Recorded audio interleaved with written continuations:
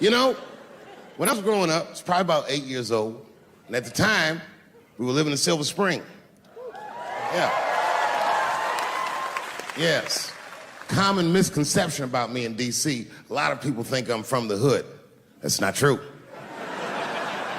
But I never bothered to correct anybody because I wanted the streets to embrace me. As a matter of fact, I kept it up as a ruse. Like sometimes I'll hang out with rappers like Nas and them, and these motherfuckers will start talking about the projects. Yo, it was wild in the PJs, yo. And I'll be like, word, nigga, word. But I don't know. I have no idea. My parents did just well enough so that I could grow up poor around white people.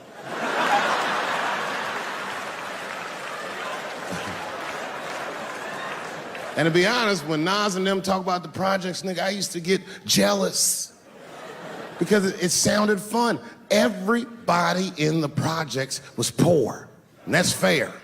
But if you were poor in Silver Spring, nigga, it felt like it was only happening to you. I know the pain of that first sleepover at a white friend's house.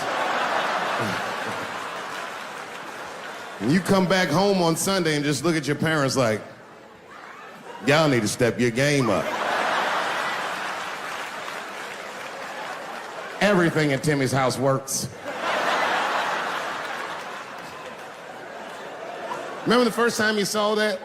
In a cold winter, and you'd be at a white friend's house and see the motherfuckers in their living room without their coats on?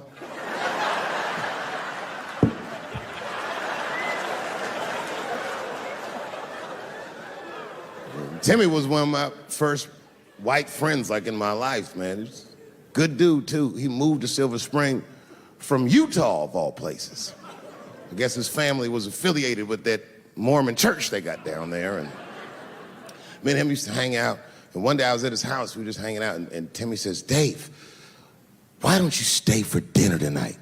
I said, oh, man, I'd love to, but I can't. If I'm not home before dark, my mother will kill me. That was a lie. My mother had several jobs. I hadn't seen her in like 3 or 4 days. At that point in my life, it was my experience that white dinner wasn't delicious.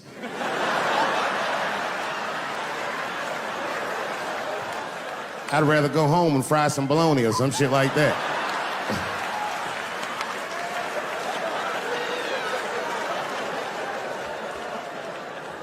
But then old Timmy threw me a curveball I wasn't expecting. He said, well, it's too bad you can't stay, Dave, because Mom made stovetop stuffing. I said, what the fuck, stovetop?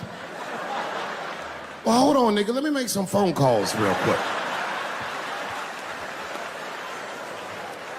I had seen that commercial so many times, I had dreamt of getting my hands on some of that stovetop stuffing. And finally, I met a motherfucker that actually had a box of stovetop in the house. I couldn't miss this opportunity, so I pretended to call my mother. And then I came back and I said, Timmy, you're not gonna believe this great news.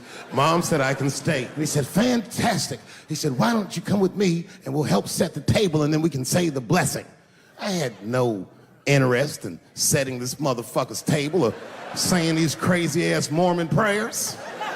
I just wanted that goddamn stuffing. My hands first. My plan was simple. Wash my hands slowly, and by the time I'm done, the table will be set, the blessing will be said, and all that there will be left to do is eat. Went to the bathroom. I washed my hands very slowly. I must have been in there for about 10 minutes. And suddenly, one of his mothers came to the door.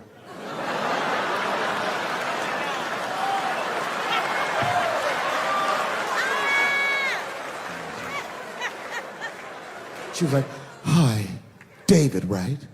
I said, yes, ma'am. She said, Timmy tells me that you're planning on staying for dinner. I said, I hope that's not a problem, ma'am. She says, no, it's no problem. In fact, we'd love to have you. It's just that we weren't expecting company. And I'm afraid there's not enough stovetop stuffing for everybody. So I kicked her in the pussy. Bam! Ladies and gentlemen, I told you I'm dope, nigga. I told you what I was gonna say and you still didn't see it coming. And that's why I make the big bucks.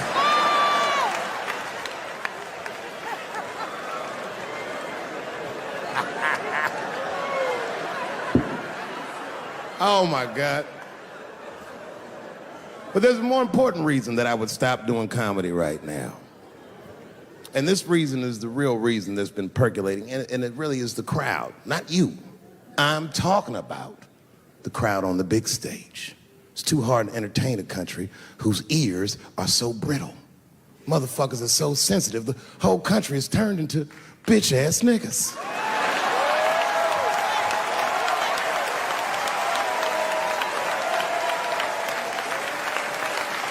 Everything you say upsets somebody. You know, I can remember when it all started. It was when I was doing Chappelle show. When I was doing Chappelle show, I used to do the show, and then on the weekends I do like concerts and shit like that. So I'm doing a concert, and there was a couple in the front row, beautiful couple. The wife was obviously Asian. You could see it in her face.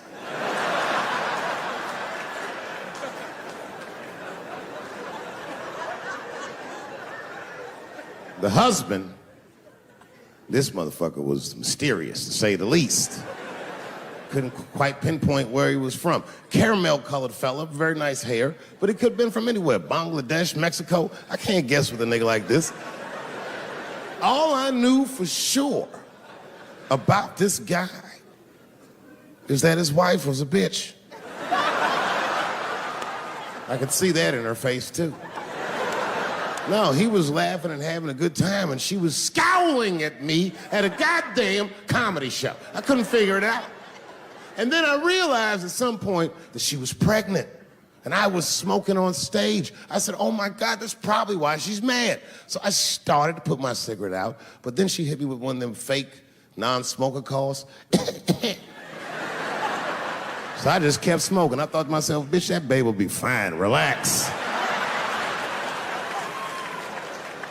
And I tried to break the tension. I just asked her. That's all I said. I go, hey, where are you guys from anyway? And I could tell that she was on to me. She goes, very condescendingly, she says, I'm from California. If you're asking my ethnicity, I am Chinese. He was like, I'm Mexican, bro. I said, well, I'm sorry if I offended you by asking, but you're a very beautiful couple. And miss, there's no question that you're gonna give birth to the hardest working baby this world has ever seen.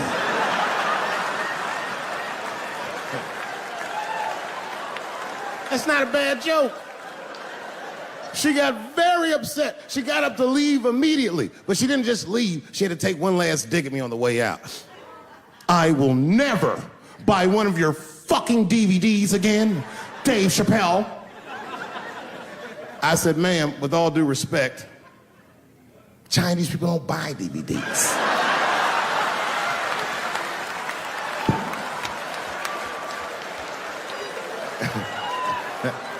And the crowd went crazy. We were all laughing, having a good time. I didn't even think anything of it.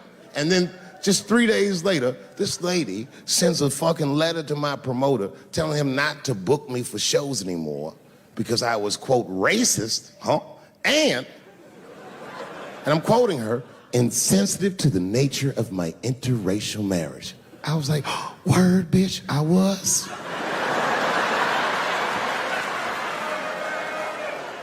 If she would know that I myself am in an interracial marriage. That's right.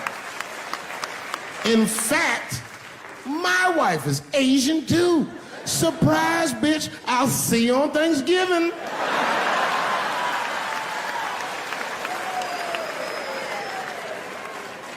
But my wife's not Chinese. She's Filipino. That's right, that's right. And our kids are Puerto Rican somehow, so there you go. But I don't give a fuck about interracial marriage. In fact, you know what? My mother is half white. A lot of people don't know that. Well, all right, you were a little too excited, but okay. A lot of people don't believe me when I say that, but it's true. You can't tell looking at me, but if I grew my hair out, you would think you was at a fucking Cat Williams concert. My shit is beautiful. My wife's friend, Stuart, told me that. My wife has a lot of gay friends. Stuart's their leader. She has a lot of gay friends. And I don't like them. Not because they're gay, I'm just judging them on the merits of their character. They're just not nice dudes. They're rude house guests. They're sitting on my couch, giggling with my wife, eating my macaroons. And I come in, they act like the party's over. Hey, Stuart, what's going on? This guy talks to me the way a cat would speak if a cat could talk. Hi, David. He always wants to have some kind of gay political argument. The last one was about a petition in federal court to take the words husband and wife out of the law. I said, well, why would you want those words out the law? He said, because it discriminates against same-sex couples. I was like, niggas, please save me the semantics. Just trust me. Take your chips and get the fuck out of the casino. You're about to crap out. Go outside, talk that over amongst yourselves, and whichever one of you is gayer, that's the wife.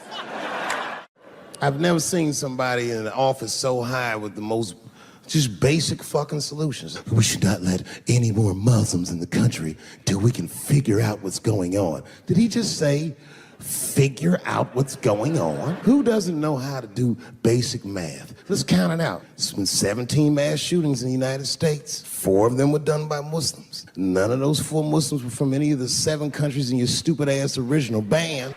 The other 13 shootings were done by the Tiki Torch whites.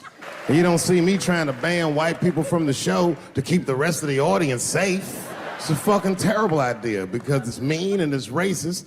And most importantly, if there were no white people here tonight, I might leave this bitch with $1,800. This man needs to realize that we all need each other. And that's why we will never, ever be able to beat China. Because everybody in America is racist and everybody in China is Chinese. This guy, R. Kelly, got another sex tape out now. This guy makes more sex tapes than he does music. He's like the DJ Khaled of sex tapes. Another one. Like, damn. The new one's so bad that they didn't even show it. 16 times the girl's age was mentioned. Isn't that crazy? This motherfucker is an idiot. He was fucking her like, yeah, this is the best 14-year-old pussy I've ever had in my life. And she was like, you like this 14-year-old pussy? He's like, oh, yeah, I love this 14. I'm like, man, you need to shut the fuck up. You got to give your lawyer something to work with. You're supposed to be on the tape like, this is the best 36-year-old pussy I've ever had in my life. And then your lawyer going to be like, Your Honor, clearly my client thought that this woman was 36. As he mentioned some 16 times in the tape. They gonna know you lying though, you know what I mean? Everybody knows no such thing as good 36-year-old pussy. It is wild, bro. Where you from, man? Where you from? New York. You from, what, Manhattan? Brooklyn. You are from Brooklyn, aren't you? You look like you can rob somebody with a hammer.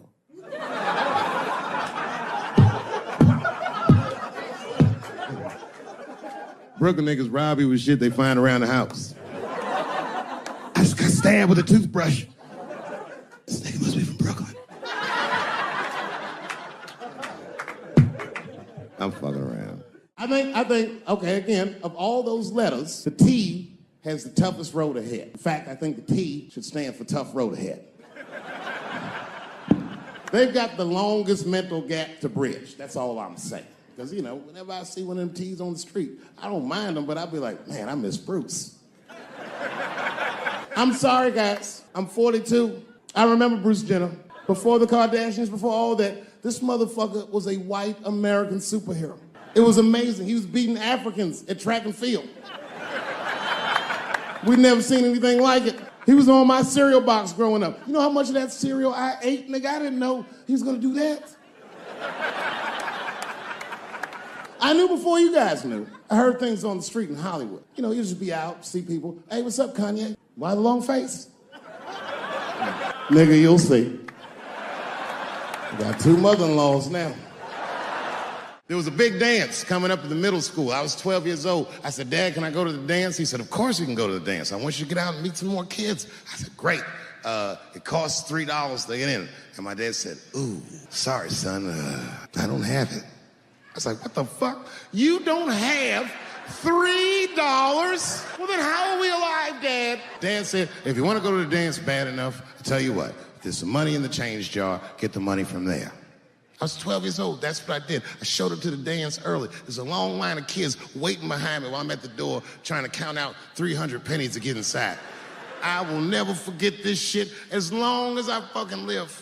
Oh, man, you know, if you've been poor, you know what that feels like. You ashamed all the time. Feels like it's your fault. And all them kids was laughing, ha, ha, ha. Look how poor DaveChappelle is. Like, when I think back at it, that's really the only time in my life that I ever thought to myself, I should kill everybody at school. No, this is what I mean. Okay, look, okay, you're an Asian dude. No, I say this with no disrespect, but we're all Americans, right? And we can agree that America has a huge body count all over the world, but nowhere more than Asia. Literally, if you look at history, recently, we have bombed the masculinity out of an entire continent. We dropped 2 atomic bombs on fucking Japan, and they've been drawing Hello Kitty and shit ever since. There's a lot of lady boys in the wake of our bombs, and I know these things because my wife is Asian. She's Filipino. All right, well, okay, so that explains it. Now you know why you see me at all those Filipino events. I'm not there picking up pussy, I'm dropping some off.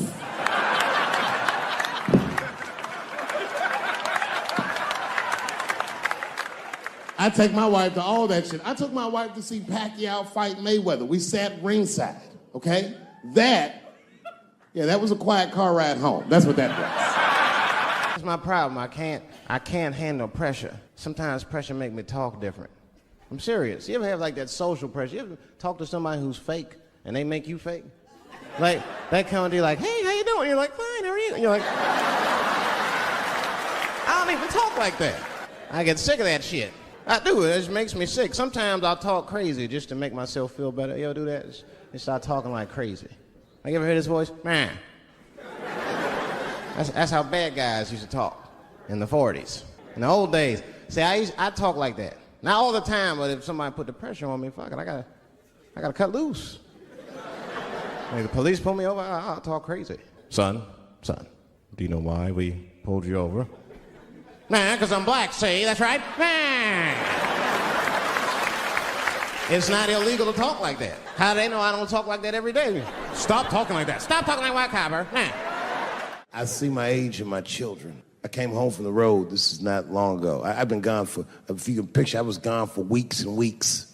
And when I came back, nobody was home. Now, one person in my family thought that maybe I'd like to see them when I got back. Like, they knew when I was coming back, but they just weren't home. And that shit was a wake-up call. But an empty house, that's some cold shit. And I went into my oldest son's room. I was like, hello, hello? He was gone. And I'd never done this to him before, but for some reason I just did it. I just looked through his shit.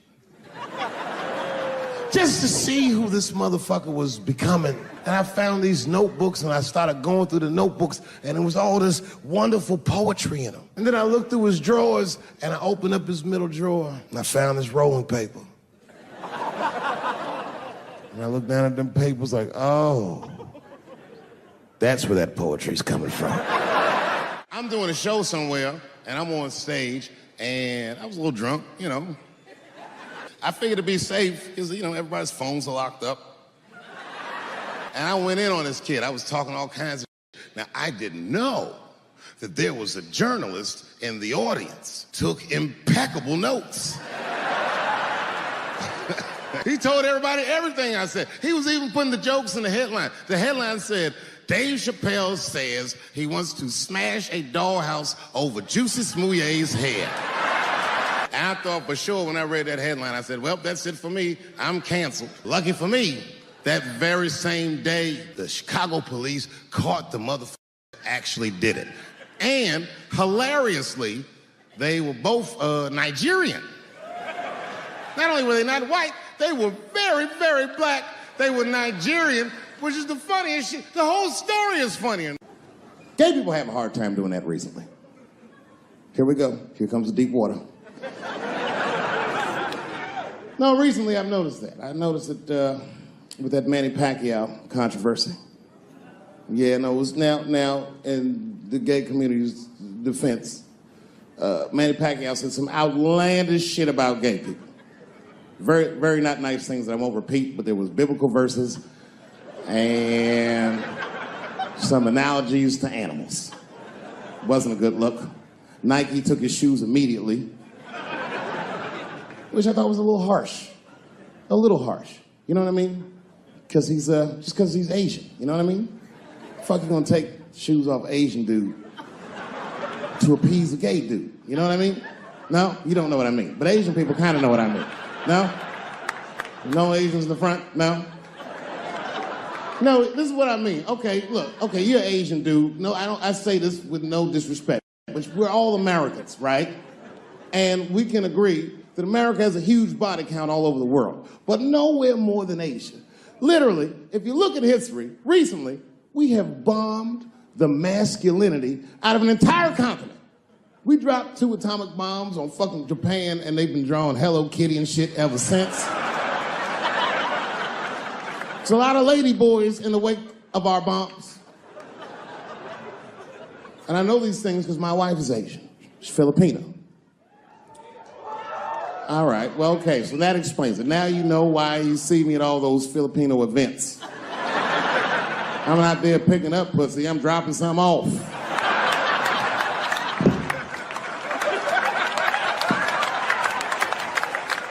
I take my wife to all that shit. I took my wife to see Pacquiao fight Mayweather. We sat ringside, okay? That was a quiet car ride home. That's what that was. But if you know what's popping in the Philippines, you know that they got a whole generation of kids in the Philippines growing up without their mothers.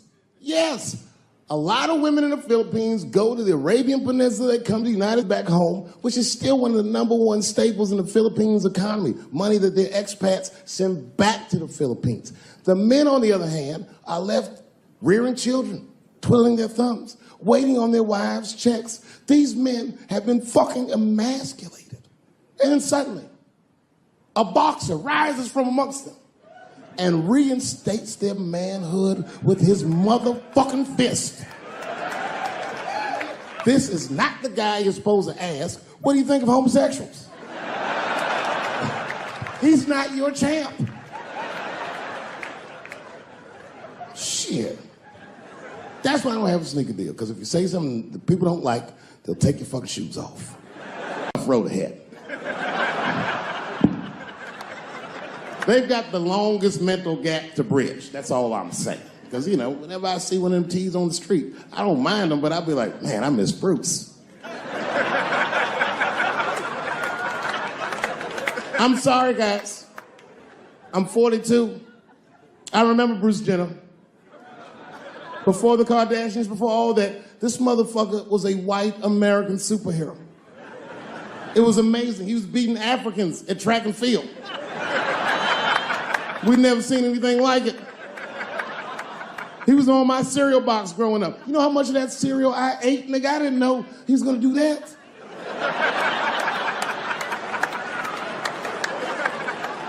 I knew before you guys knew. I heard things on the street in Hollywood.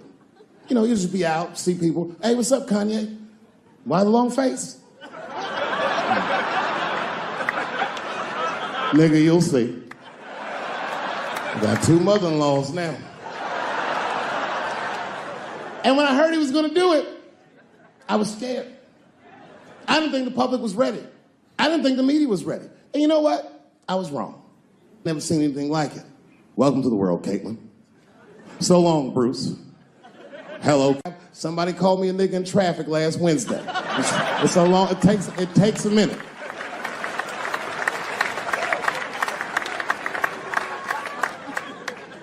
My wife's friend, Stuart, told me that. My wife has a lot of gay friends. Stuart's their leader. She has a lot of gay friends. And I don't like them.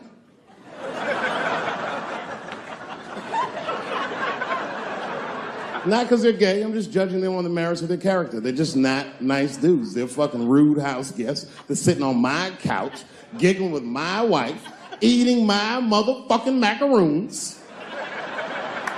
And I come in, they act like the party's over. Hey, Stuart, what's going on? This guy talks to me the way a cat would speak if a cat could talk. Hi, David.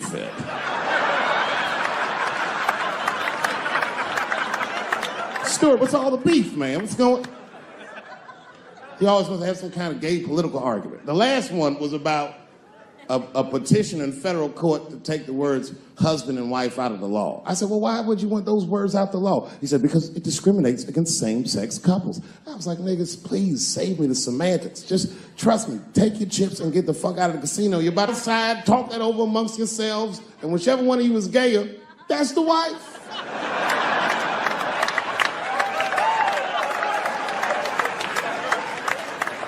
No, Stuart didn't like that.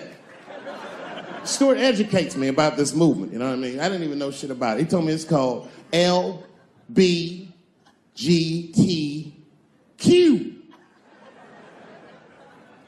I was like, what the fuck is the Q? Does that even make sense, Q?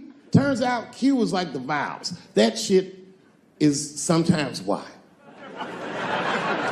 It's for gay dudes that don't really know they're gay. You know what I mean? Like prison fags who are like, well, I'm not gay, nigga. I'm just sucking these dicks to pass the time. I'm not G, I'm Q. Ugh.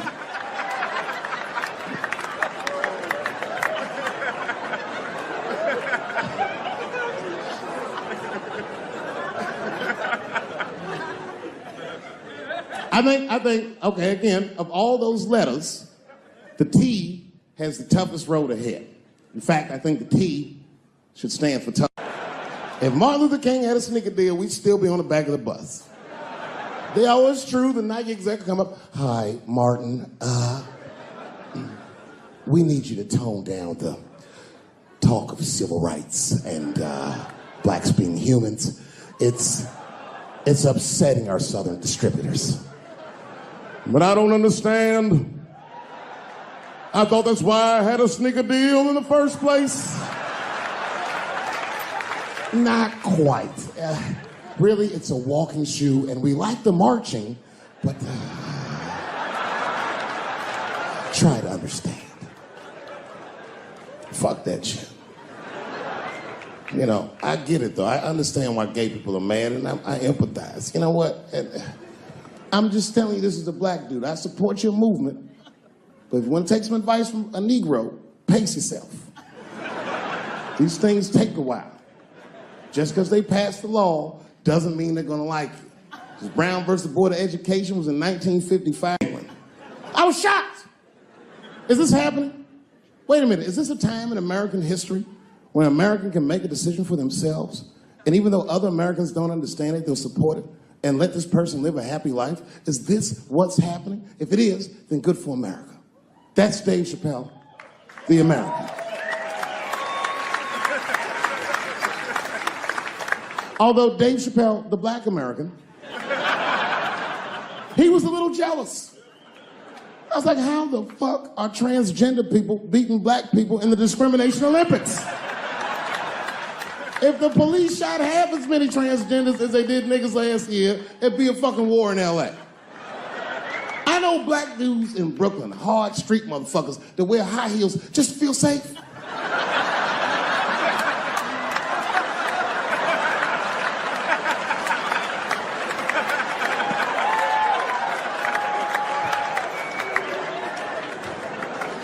Transgenders are gangsters. I used to do business with a transgender in Hollywood. Man, everybody would be scared of her in the boardroom.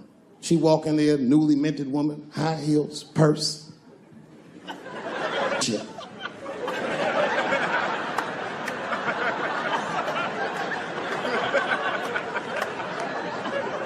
And then she walked to the head of the conference table, stare at us all, reach in her purse, and pull her old dick out and throw it on the table.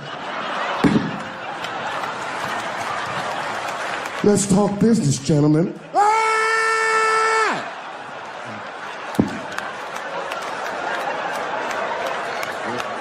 Shit is scary as fuck.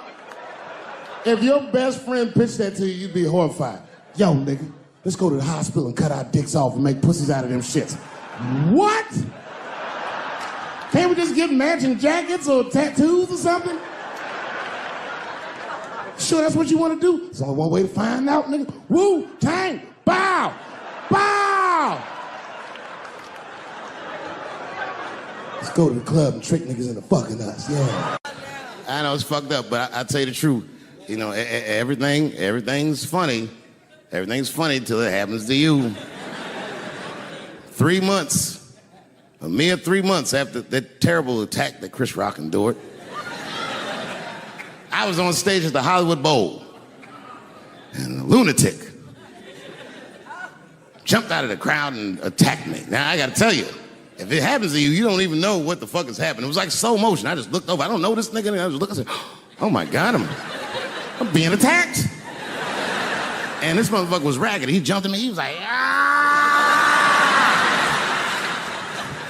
I'm old, but I'm fast. I caught this motherfucker's head with my hand and pulled his hoodie over his eyes. I can still feel his head in my hand. It was spongy. He had been growing dreadlocks. Not the beautiful dreads that Rastafarians grow. These were accidental LA homeless dreads. This shit had leaves and sticks and bottle caps and shit in it. Some kind of grease. I was like, ugh, like this. And then I fell down. And he knocked me all the way on the ground. And I was like, man, this is a bad situation. I'm like, I don't know if I'm gonna die or what's gonna happen. But in that moment of vulnerability, you know what occurred to me that had never occurred to me before in my life? In that moment, it occurred to me that bodyguards should not wear dress shoes to work. Travis! This nigga Travis came out slipping and sliding on some kind of beautiful loafer and fell flat on his back. I said, oh my God. Now both of us are down. I gotta handle this shit myself. So I popped that back, boom. And then the kid that knocked me down, he popped out, boom, and we looked at each other and realized, at the same time, I was bigger than him. And that motherfucker took off running. And I started to chase him, and I said, fuck him. And I picked the microphone up. So I'm gonna finish this show now. That's right.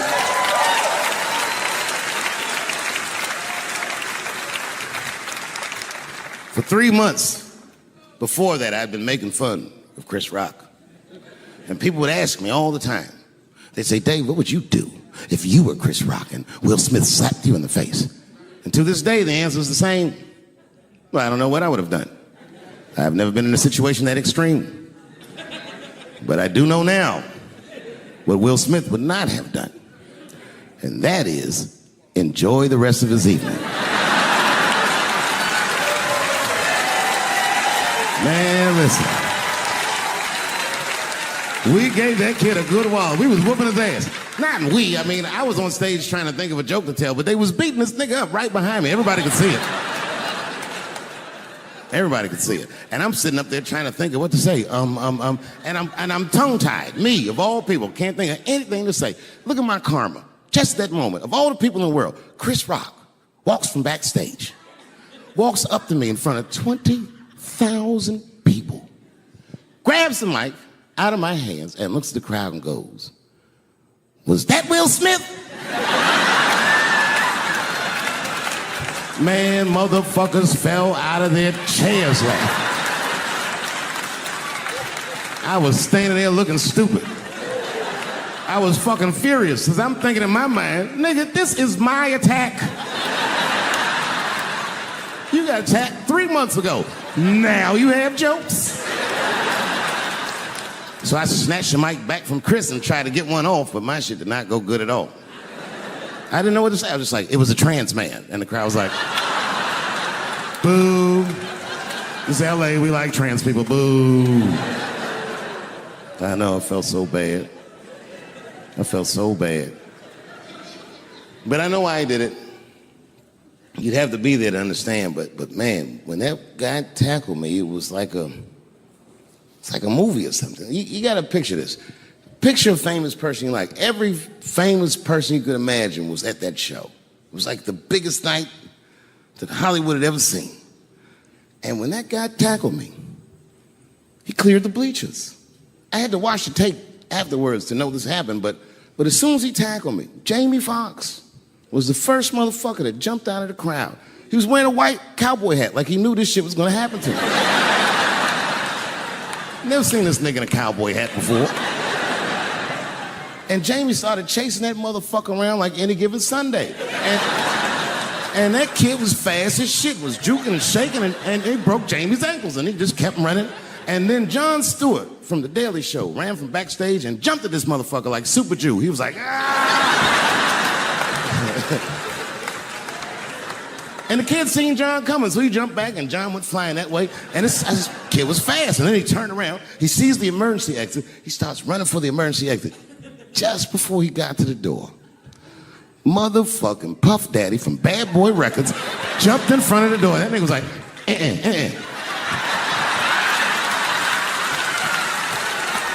Boy, Puffy got that motherfucker. And then every celebrity just ran out because every celebrity saw themselves in me, and they just started beating the fuck out of that kid. And I know Chris was backstage looking like, nobody helped me.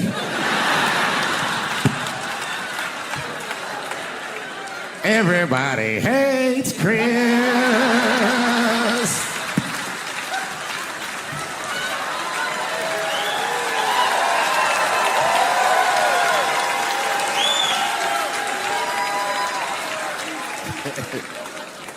Look, it was way more intense than what you guys might have read. I don't know what you read, but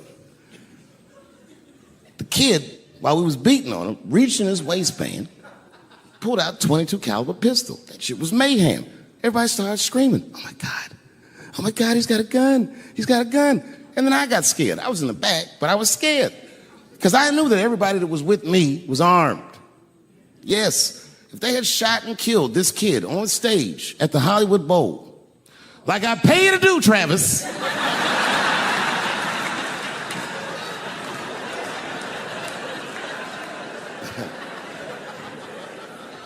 But Travis G'd up. Travis wrestled the gun out of the kid's hand, and then he took it like this and tried to chamber the round, and he couldn't. So he pulled the trigger, and it wasn't a gun. A knife blade popped out of the front. I guess this kid was gonna stab me. Some scary shit. So the next night, even though I didn't have a show, I said, I gotta get right back on stage. And I went and did a show. And someone in the audience screamed out, Dave, what happened with the attack? And I didn't know there was a journalist in the room. All I said was that this nigga had a knife that identified as a gun. I got 6 more weeks of bad press for that joke. I didn't even do nothing to this nigga. That's not right. That was not right. And then the New York Post went to the jail and interviewed my attacker like he was some kind of hero. And I read that interview. It turns out the entire attack was my fault. Yes, I triggered him. I didn't mean to. I had done jokes about the homeless. It turns out this young man was homeless. And I mean, there's no way I could have known this. But I will say, for a homeless guy, this nigga had incredible seats.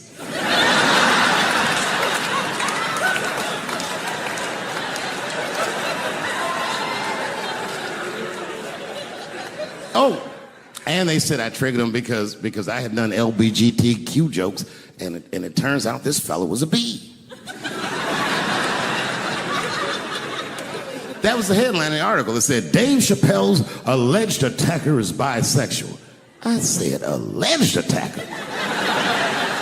This motherfucker definitely attacked me. I'll show you the tape. He's allegedly bisexual. I'm gonna need to see him suck somebody's dick before I believe the rest of this article.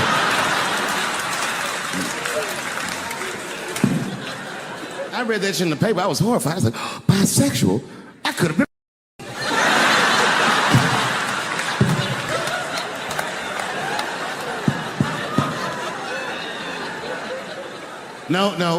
No, you know what though?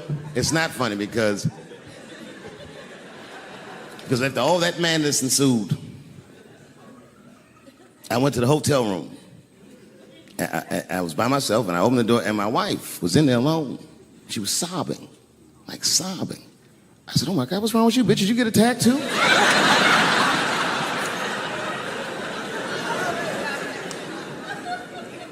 And she's crying. She said, oh my God, David. She said, if you had died tonight, me and the kids would have nothing.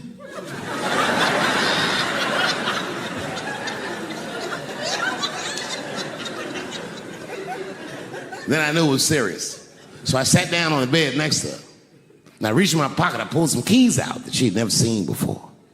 She said, what are those keys? And I gently placed them in her hands. I said, sweetheart, those are the keys to my safe deposit box. God forbid anything ever happen to me. But if it does, don't even worry about it. You and the kids have everything you need in that box. I've already taken care of it. And she was looking at them keys, and I could see her mind realize what we were actually talking about. And then she just started crying harder. And to be honest with you, that made me cry a little bit too. And we hugged each other real tight.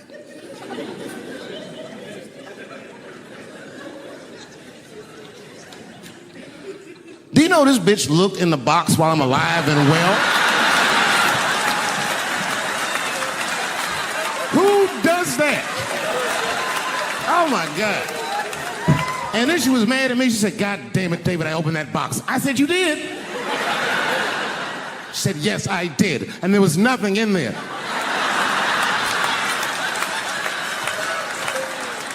I said, nothing?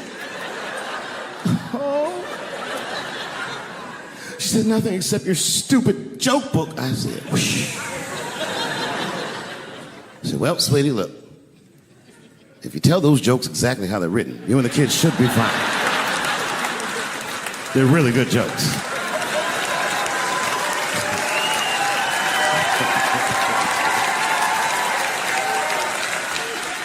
She's like, good jokes? What is this shit? Come join me in my watery grave. No, you gotta roll your throat. Join me in my watery grave.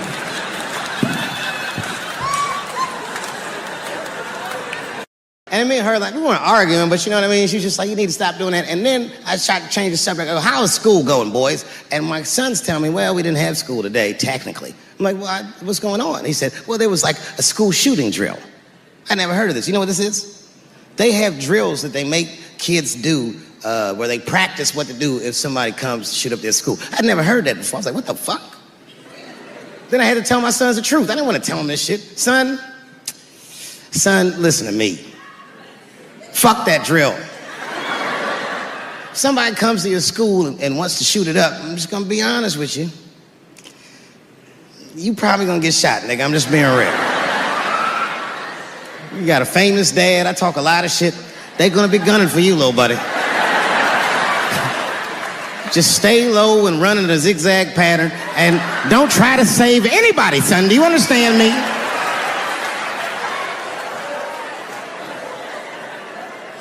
Why would you have kids rehearse for some shit they have no control over? All you're doing is training these kids to worry. It's the stupidest drill I've ever heard of. And while you're in there training them during these drills, well, aren't you training the shooter too? This nigga's in here listening and learning like the other kids. Sitting in the back. Where are we supposed to meet?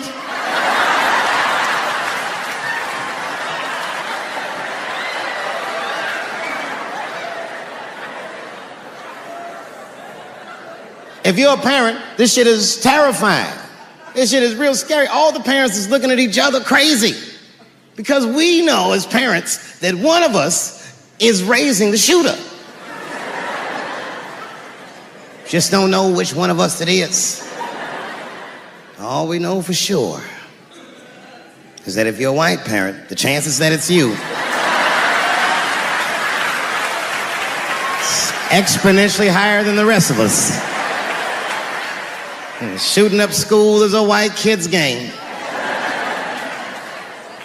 It's fucking crazy. You know, I hated school too. It never occurred to me. Kill everybody in school? It's fucking crazy. Just do what I did, nigga. Try some things. Have you skipped school, nigga? Skip school. Take a walk and meet some other kids. Fuck school, nigga. Try drugs. Have you tried drugs out, nigga? That might...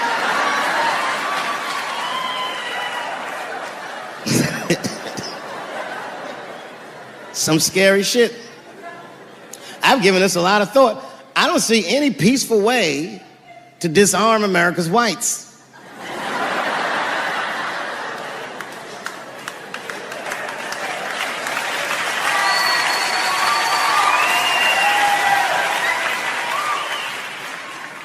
There's only one thing that's going to save this country from itself.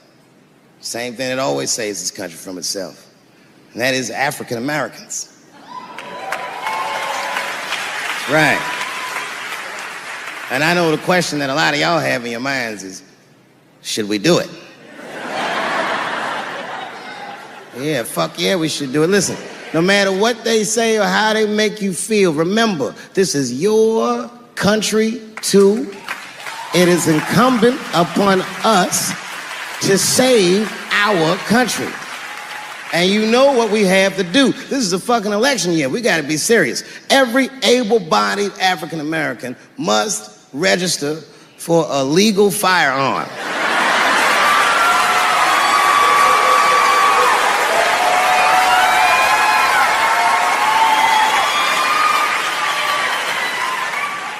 That's the only way they'll change the law.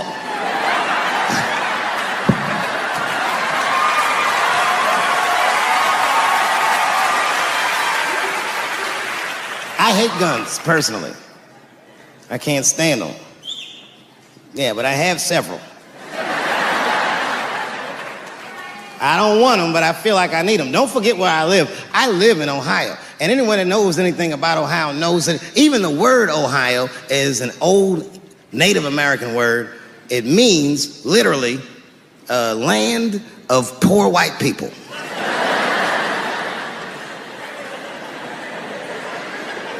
And I don't know what's going on down here, but in my experience, poor white people love, and I mean they fucking love, heroin.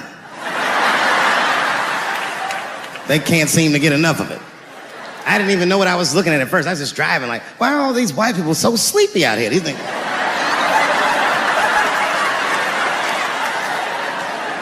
It's really bad. As a matter of fact, I was coming out of a nightclub the other night in Dayton, and I'd parked my car in the alley, and no one was out there. I didn't have no bodyguards or nothing. I was home. I figured everything was fine. And as soon as I opened my car door, all by myself, suddenly, one of these heroin-addicted whites just pops out of a trash can. It scared the shit out of me. I screamed, ah!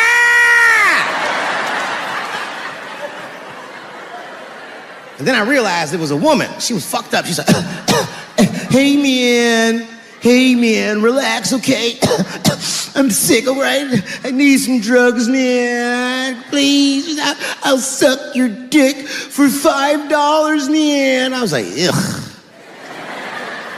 2.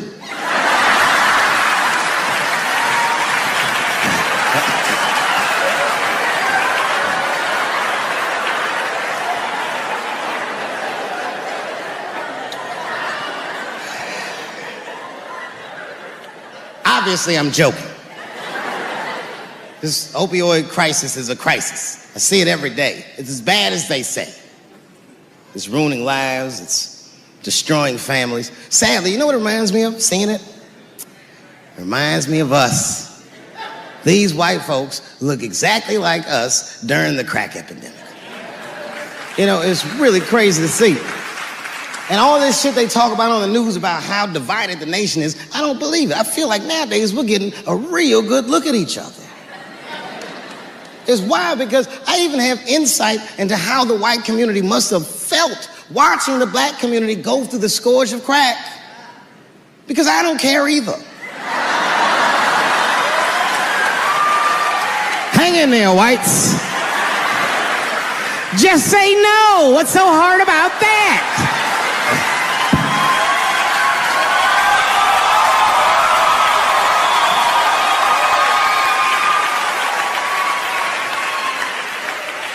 Remember when y'all said that to us? But it's okay.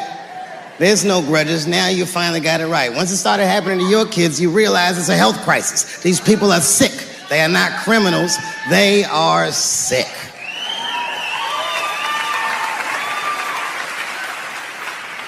Be that as it may, I'm armed to the teeth. First gun I bought was a 12-gauge shotgun. I didn't want the gun. Remember, though, I'd moved to a farm, and I was sitting there on the porch, and I see a white dude walking across my property, entitled, like he's supposed to be there. He had a rifle over his shoulder, too. Ain't that a bitch? I said, what the fuck is this guy doing on my property? I was mad as shit, but I was unarmed. So I ended up just waving to this motherfucker like a bitch. I was just like...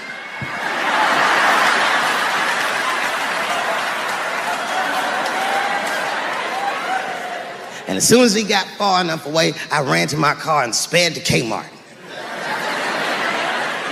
This is in a rural white area. And remember, I was nervous because the guy was on my property, I'm black, and I was sweaty. You know what I mean? And I ran to the gun counter, black and sweaty, sweating and black, and I looked up at the nigga, I was like, I look like a slave or something. I said, I need a gun, immediately, like that, just like that. The guy didn't answer, no questions. He just grabbed a 12-gauge shotgun, handed it to me. I'd never even held a gun before. I'm not a dummy. I'm like, well, I need some bullets too. And the guy reached under the counter, put 2 box shells on the counter. He said, all right, buddy, which box do you want? And I didn't know. One box had pictures of some ducks on it. The other box had a picture of some deer. I said, well, what's that box with them ducks? He said, oh, that there's birdshot.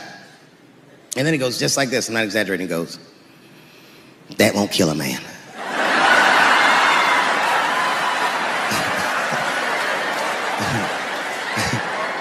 He said, it'll just pepper him up nicely. I said, what the fuck? Pepper? You know what it means to pepper a motherfucker up?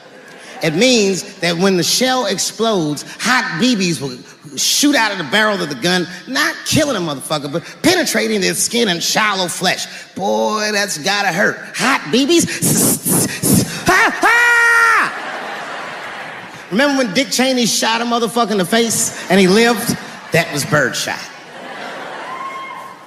I said, well, what's that box with the deer on it? He goes, oh, that there's buckshot. That'll put a hole in the goddamn truck if you wanted to. Dave Chappelle.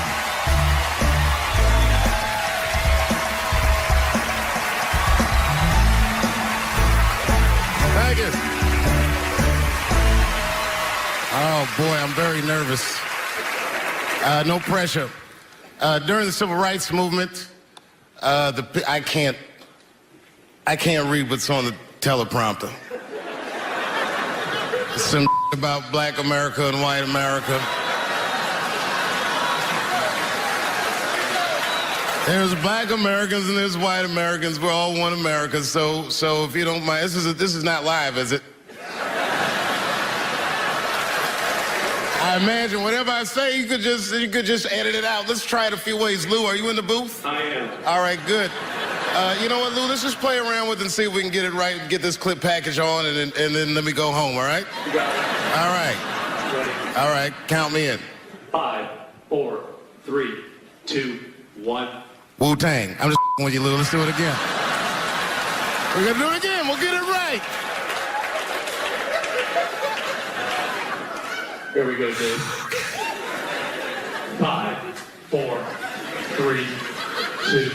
You know, when I was a comedian starting out in Washington, D.C., right here in this city, 1988, I'll never forget this. It was a comedy club owner that banned profanity from his comedy club.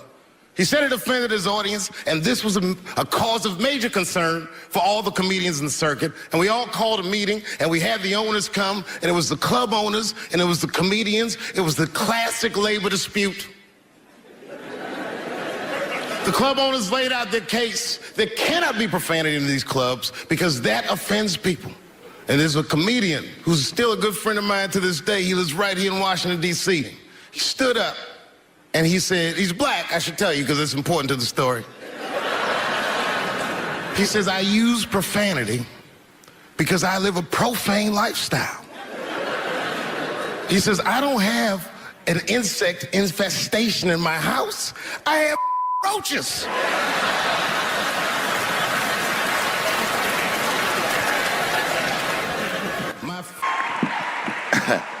Man, I gotta tell you, when I was sitting here watching what all the other honorees have done with their lives, I started feeling like shit. Like, this is terrible.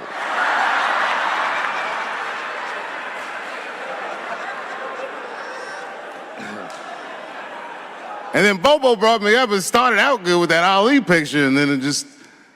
Whew. But that coloring book that was in the picture, I know the Ali's are here, that coloring book, my mother has it.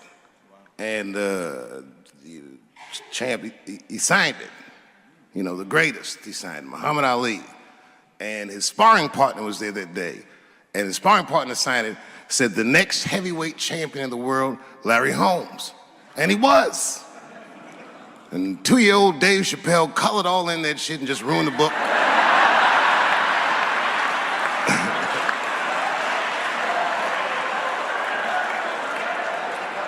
But I remember part of the book that I remember real vividly, because I asked my mother about it when I was a kid. There's a part where there's a picture of Ali throwing his Olympic gold medal into the Ohio River. That's why it's so weird for me being here. You know, both my parents were very brilliant. My dad went to Brown in 1955. That's right. He told me at the time he was one of 3 black students. He said one of the guys got accused of a rape that he probably didn't commit. And the other guy killed himself, and Dad said, and I left.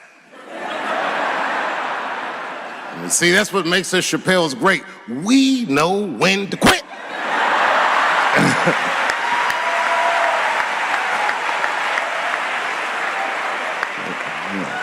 We all just live to fight another day.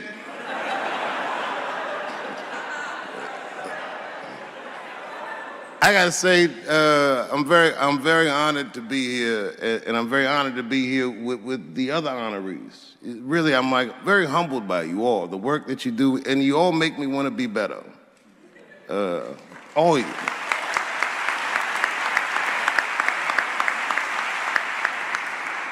And you know, I was gonna stop doing stand-up for a while because 4 comedy specials in a year is like, that's a lot, you know. But you know, shout out to my colleagues in comedy. I just want to say that in a way, this for me belongs to my mother primarily, who was an African American studies professor, and a lot of the content that I say, she raised me well. I'm not an uninformed person.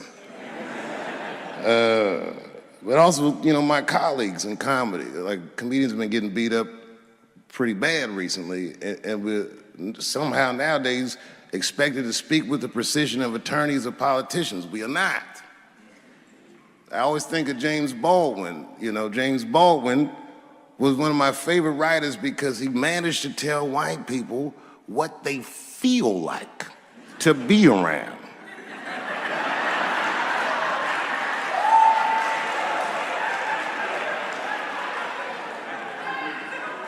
So I ain't gonna hang up my gloves yet. I think I got one more special in me. So to quote Baldwin, God gave Noah the rainbow sign. There's no more water, it's the fire next time. Thank you very much. Boy, this comes as a complete surprise.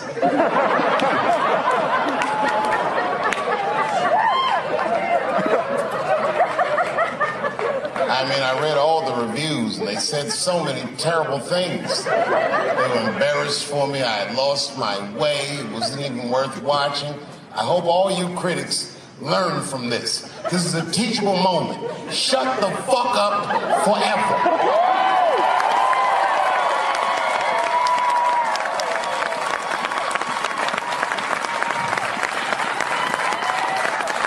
Two in a night. These aren't them. These are the ones I won for the other ones, motherfucker. I would like to thank my editor who was nominated. Unfortunately, he did not win, but I couldn't have been more honored to work with Jeff Urin.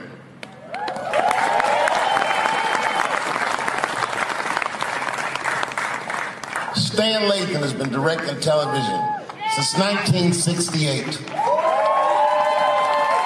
Any show that I watched when I was growing up, he directed it. From Sesame Street to Sanford and Son to Good Times to Everything Black.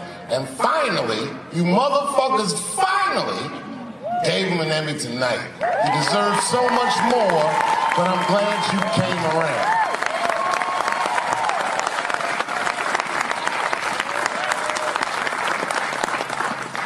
I'd like to shout out all the other nominees tonight. Tiffany Haddish and Patton Oswalt and Hannah Gatsby and Brother Mulaney. You guys are an inspiration to me, and I'm honored to be nominated with you. I'm sorry that you didn't win tonight, but who gives a fuck anyway? It's a special night because comedy gets to be itself. It's all we've ever wanted. I hope the war is over. We good? And as always, I love to thank my wife, Elaine.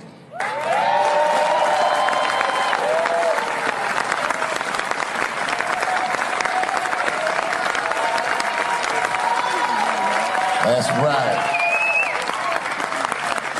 Elaine has been with me for the last 25 years and had to endure the pains of living with the greatest comedian ever. See you on Monday. Thank you very much. Good night. Thank you. Thank you. I like not knowing what's going to happen.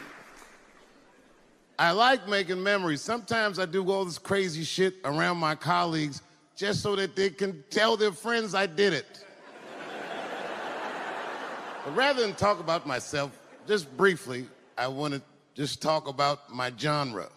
Stand-up comedy is an incredibly American genre. I don't think any other country could produce this many comedians. And unbeknownst to many people in this audience, I don't think there's opinion that it exists in this country that is not represented in a comedy club by somebody. Each and every one of you has a champion in the room. We watch you guys fight, but when we're together, we talk it out. I know comics that are very racist, and I watch them on stage, and everyone's laughing, and I'm like, that motherfucker means that shit. Don't get mad at them, don't hate them. We go upstairs and have a beer, and sometimes I even appreciate the artistry that they paint their racist opinions with. Man, it's not that serious. The First Amendment is first for a reason. The Second Amendment is just in case the first one doesn't work out. We gotta let some air out of the ball, man. The country's getting a little tight. It doesn't feel like it's ever felt in my lifetime. So tonight, I am honored that my colleagues are here in comedy and in music.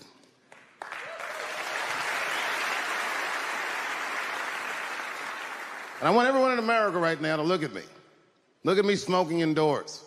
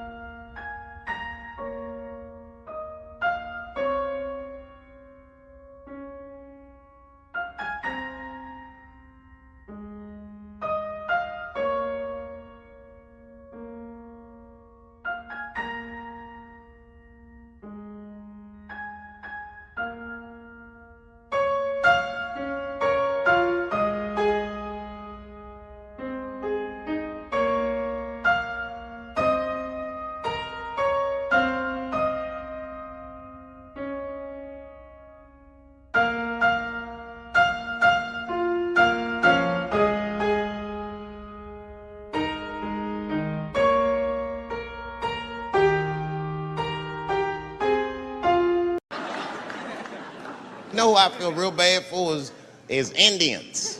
Everybody feels bad for Indians. They get dogged openly because everybody thinks they're dead. These motherfuckers are not all dead, all right? With my own eyes, I've seen a gathering of 1,500 Native Americans. They were all gathered in one place. The place is called Walmart in New Mexico. There's Indians everywhere. I'd never seen Indians before. I wasn't even sure if they were Indians. It's fucked up, but I asked one of them. It's not nice, but I seen him in the sports section looking at bows and arrows. I had to say something. Excuse me. I don't mean to be rude. Are you an Indian? And he was cool. Yes. Yes, I'm Indian. Still didn't believe him. I had to test him to be sure. This is fucked up. But I had a gum wrapper in my pocket, so I balled that shit up and I threw it on the floor. And a single tear came out his eye. I said, oh, shit. I had so many questions. So what tribe are you from? I am a Navajo. I said, word. I studied you in social studies. You're a hunter-gatherer, correct? He said, I guess so. That's what you wish to call it. I said, why? What do you call it? He said, I am an alcoholic.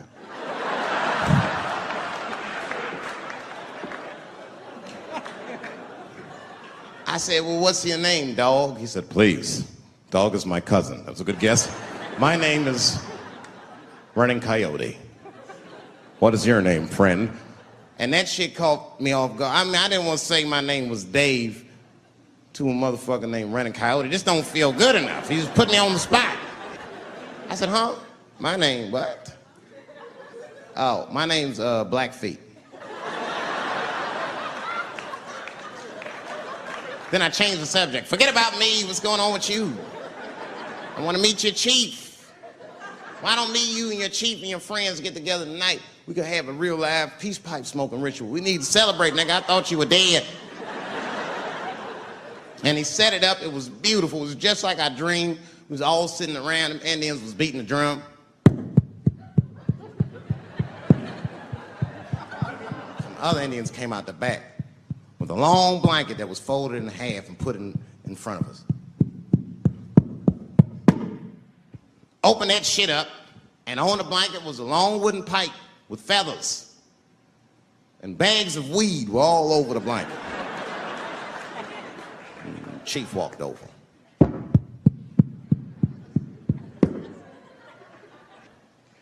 The big ones are 50. The little ones are 25. And these are 10.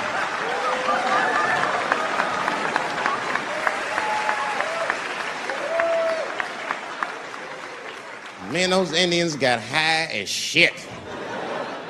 I was baked. I told the chief, he was talking, I cut him off. Time out, chief. Sorry to interrupt. I'm fucking smashed, man. The weed's too strong. I'm itching. This is PCP. The spirits have got me. Chief, the spirits have got me. And the chief threw some water in my face. Calm down, blackface. Splash! I said, hey, it's Blackfeet, motherfucker. Take it easy.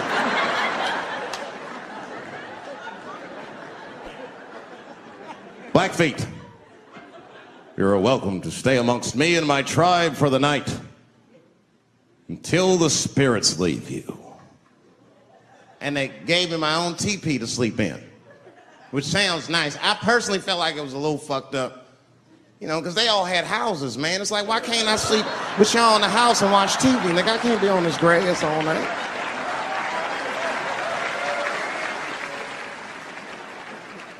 Yeah, Indians is rude, man. Everybody's rude. Indians, they eat nasty food. All they ate was corn and shit. Doritos, I think they call it. That's right. People only see the surface. They see the division in our foods. Just because I eat chicken and watermelon. They think that that's something wrong with me. Let me tell you something. If you don't like chicken or watermelon, something is wrong with you, motherfucker. There's something wrong with you. Where are all these people that don't like chicken and watermelon? I'm sick of hearing about how bad it is. It's great. I'm waiting for chicken to approach me to do a commercial, nigga. I'll do it for free, chicken. It's the least I can do.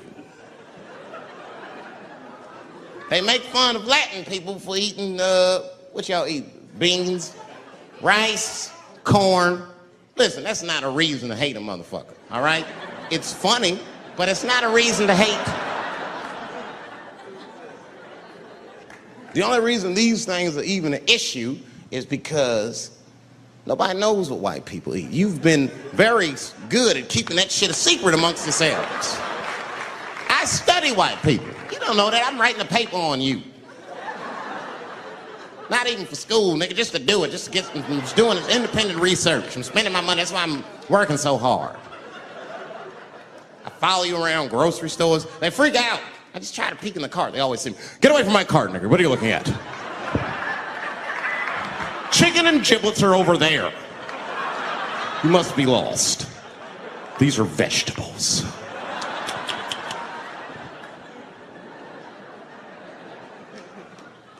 I know what you drink. See how quiet it got? Grape juice. Surprise, motherfuckers, you didn't know I knew about grape juice, did you? Oh, don't play dumb with me. Look at what is it? A lot of black people don't have the privilege of knowing about grape juice because they have grape drink. It's not the same formula that you get. Ain't no vitamins in that shit. You might have one of your black friends over, Todd. Todd, would you care for a glass of grape juice? What? Nigga, what the fuck is juice? I want some grape drink, baby. It's purple. I don't think I know what a grape drink is. What? I have some apple juice if you want. What the fuck is juice? I want some apple drink. Scream.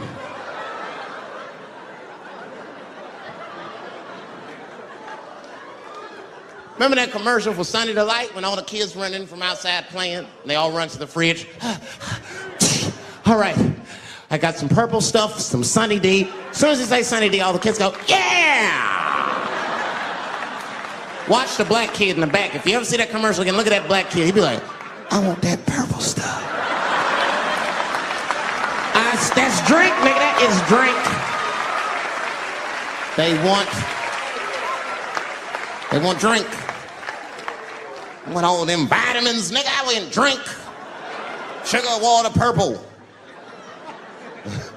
That's the ingredient, sugar, water, and of course, purple.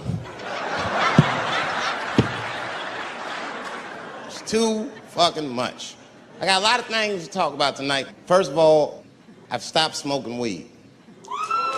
With black people, you didn't let me finish, motherfuckers. God damn. I'm sorry, black people, to break the news so publicly, but I can't smoke with you anymore. Every time I smoke weed with my black friends, all you talk about is your trials and tribulations. I'm sick of that shit. I got my own problems. Nigga, that's a waste of weed. I'm smoking weed to run away from my problems, not take on yours. From now on, I smoke weed exclusively with white people. Calm down, motherfuckers. You win by default. You got good weed conversation. All white people talk about when they get high is other times that they got high. I can listen to that shit all night. Dude, remember at Frank's last week? It's fucking smashed, man. And catalogs everything they drink. 2 shots of Jaeger, tequila, 4 bong hits, man. Beer, cheeseburger. That shit is great. Only bad part is you cannot pass out around white people. Every time white dudes pass out around each other, they always do some borderline gay shit when the guy's asleep. Frank fell asleep, so we stuck a carrot in his ass and put shaving cream on his balls. Why, motherfucker? Why would you do that to a friend of yours? He trusted you enough to sleep around you? You gonna put a carrot in his ass? Is that nice? I tell you right now, if I put a carrot in a black dude's ass, a nigga will kill you when he wakes up for some shit like that. That is an automatic death sentence on the street. It's a rap for you. I'm gonna kill that motherfucker. I thought y'all was friends, baby. What happened? I fell asleep at his house, right? We was drinking, and I fell asleep at his house, and while I was sleeping, right? I'm just gonna kill that motherfucker, all right? That's all you need to know. And fuck carrots. You know what I said? That's all I said. First of all, I'll tell you right now what I said. And I will tell you that this was not a joke. It's a true story. And I just happened to tell it. All right, what happened was I went to a gallery party, all right? I don't know who in here has ever been rich before, but these are very nice parties. You know, wine and cheese and ball of conversation. And there was a few eccentric types, one of which was a very wealthy man that happened to be wearing a dress. I don't know what you call him, man. It was a tranny or drag queen, perhaps. Whatever it was definitely a man. And this man was definitely on drugs. I don't know what kind of drugs he's on, but I knew he had too much. He didn't look good. It's like this. He's like, he looked sick. And all his friends were standing around him, concerned, trying to revive him. I don't know whether it looked like some kind of gay CPR. There was fanning and shit.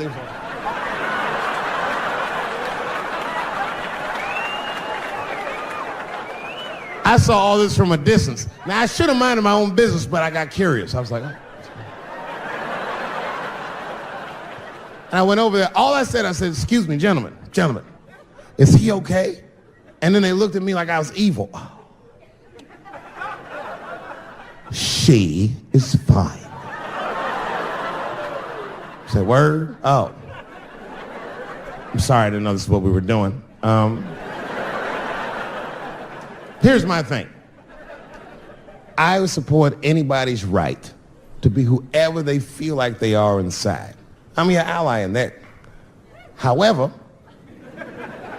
my question is, to what degree do I have to participate in your self-image? Is it fair that I have to change my whole pronoun game up for this motherfucker? That doesn't make sense. Seriously. If I put on an Argyle sweater and I'm like, hey everybody, I feel like a white guy in this sweater and I want some goddamn respect and a bank loan. That's not gonna work. Give a fuck how I feel. Why should I give a fuck how you feel? Nigger is a pronoun. But there was no time for philosophical debate. This was an emergency situation. I said, fine. Sorry, guys. I was just worried because she looks terrible. And she just fell off the bench. Appears that her dick is popping out of her dress. You mind if I call an ambulance, champ? I'd rather not be at a party where a tranny ODs. There's too many questions to answer.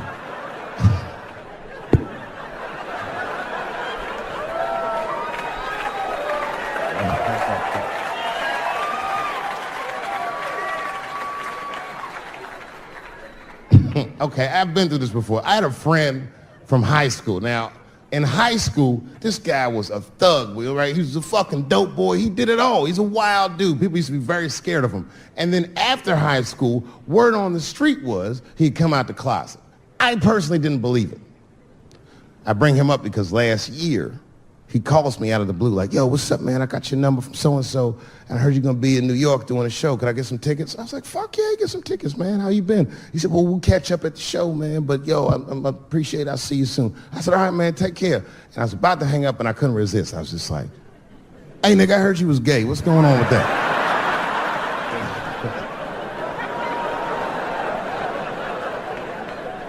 And I wish I didn't ask, because he sounded like he was dying to talk about that shit. And he had a long story about it. And it's not that I didn't care, but I was, I don't like talking on the phone. I was watching TV at the same time. So I just wasn't really paying attention like I should. But I was trying to sound supportive, but I didn't really know what to say. So I just like mumbling shit throughout this conversation. I just be like, well, nigga, you gay, man. You just gay. Like,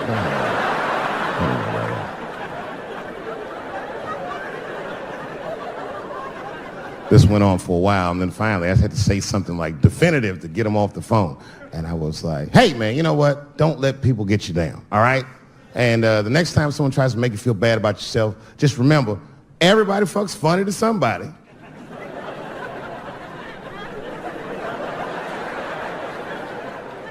He didn't like that shit.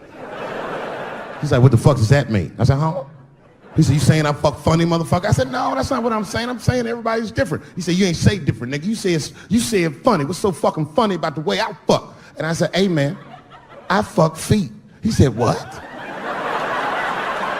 Oh, this is not a joke, ladies and gentlemen. I get women to squeeze their feet together like this, and I fuck them right in that little space in their feet. But you can't build a community behind that shit. There's no flag for us. That shit made him laugh. And the next day, after the show, I saw him backstage. He was like, yo, what's up, man? I'm like, oh, shit, what's going on? And he had his buddy with him. He goes, Dave, I want you to meet Manuel. Manuel's my fiance. We're in New York getting married because it's legal here. I said, well, congratulations, fellas. And Manuel was like, gracias. And he went to go get some drinks. And then my buddy looked at me, he was like, so Dave, what do you think? And I started mumbling again. You gay, nigga, you know, you just gay. He said, yeah, I'm a little nervous about getting married, man. It's a big step. I said, yeah, it is. It's a big step. He said, well, you've been married for a while. You got any advice for us? No, I'm married to a woman. Sorry about that. And they corrected me. He said, no, you married the person that you love. So it's essentially the same. I said, you know, man, the problem with that statement is that it makes the assumption that I love her. But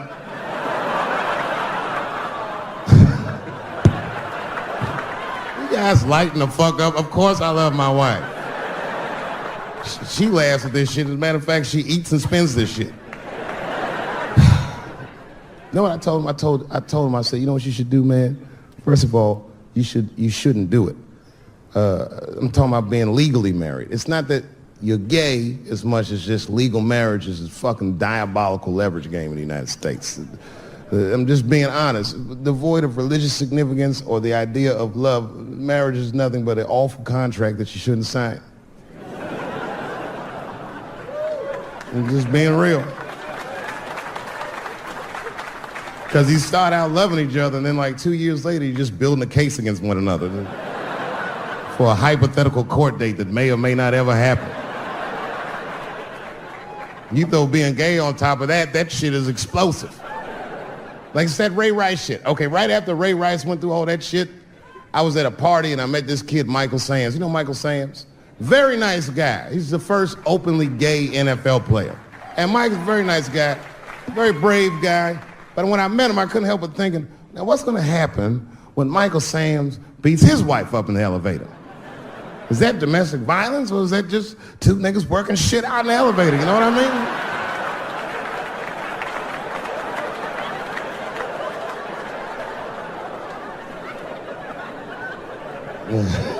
mean? Anyway, I give all married men the same advice, gay or straight. Get a dog.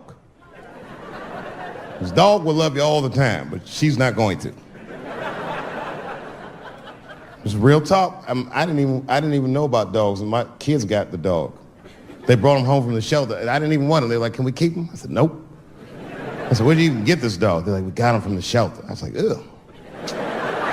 Probably something wrong with him. We can't keep him. And then my kids started crying and screaming like the dog had gambling debts. Please, Dad, if you don't let us keep him, they're gonna kill him. I was like, oh. All right, you can keep him. And this dog was a menace. I hated his guts. Then one night I'd smoked a bunch of weed and I was eating a sandwich and Baba came over. Baba's the dog. He came over and was staring at me. This will make you very uncomfortable if you're just looking at you usually.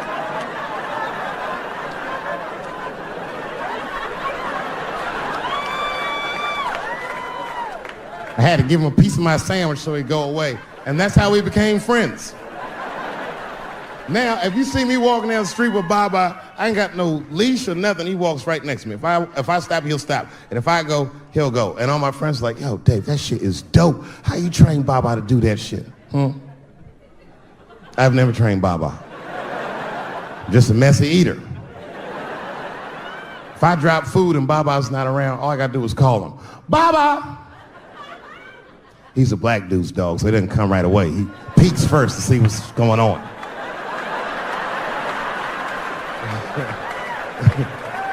I gotta tap my foot so he can see the food. Over here, little buddy. And he's like, thanks, Dave. He'll come get it and run off. I came back here where I started because I will shoot my final Netflix special tonight.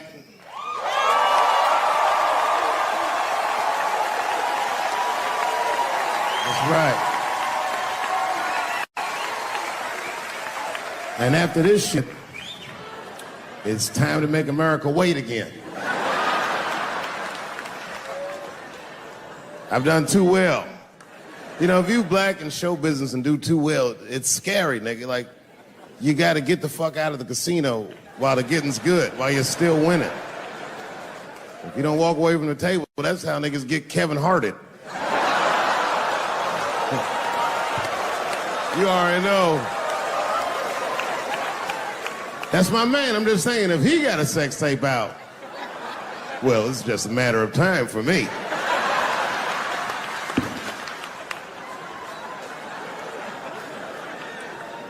But you know why I be thinking sometimes I want to stop doing comedy? And you know, I don't want to sound like a braggart saying this, but the real reason I want to stop is because I'm too goddamn good at it. I'm not even exaggerating. It's not exciting. Every night before I come out on stage, I'll be backstage like, I'm sure this is gonna go well. And it always does. I'm so good at writing jokes, and this is not even an exaggeration. I actually write jokes backwards. I will write a punchline with no particular setup in mind. I just put it on a scrap of paper, and I'll throw that scrap of paper in my fishbowl. I have a fishbowl in my house filled with random punchlines. And every once in a while, I'll shake the bowl, and I'll dig in there and just pull one out and see if I can make that shit work. And I picked one for this special. It's not an easy punchline to pull off. Are you ready? Yeah. Here it goes. The punchline is, so I kicked her in the pussy.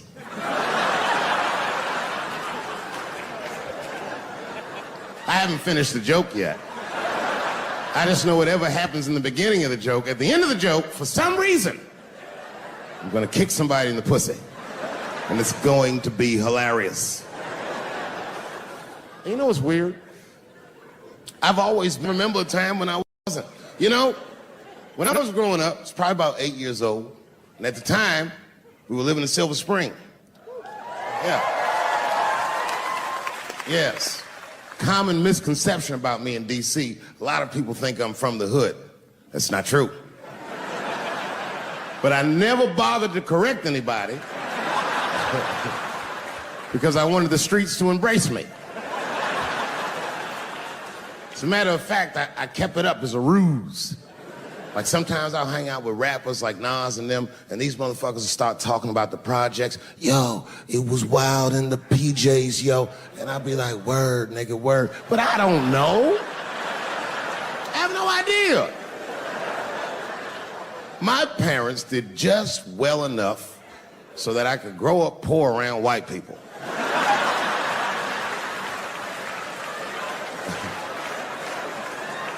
And to be honest, when Nas and them talk about the projects, nigga, I used to get jealous because it sounded fun. Everybody in the projects was poor, and that's fair. But if you were poor in Silver Spring, nigga, it felt like it was only happening to you. I know the pain of that first sleepover at a white friend's house. And you come back home on Sunday and just look at your parents like, y'all need to step your game up.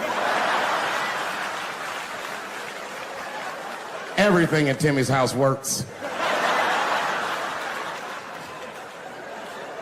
Remember the first time you saw that?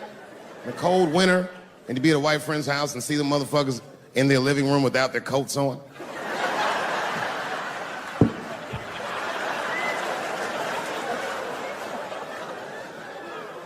Timmy was one of my first white friends, like, in my life, man. He's a good dude, too. He moved to Silver Spring from Utah, of all places.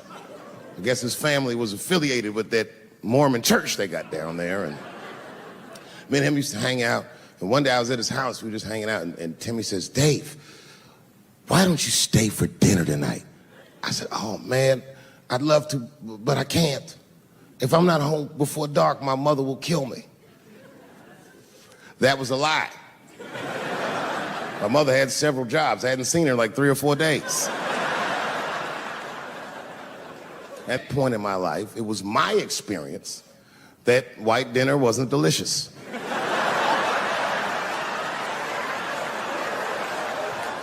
I'd rather go home and fry some bologna or some shit like that.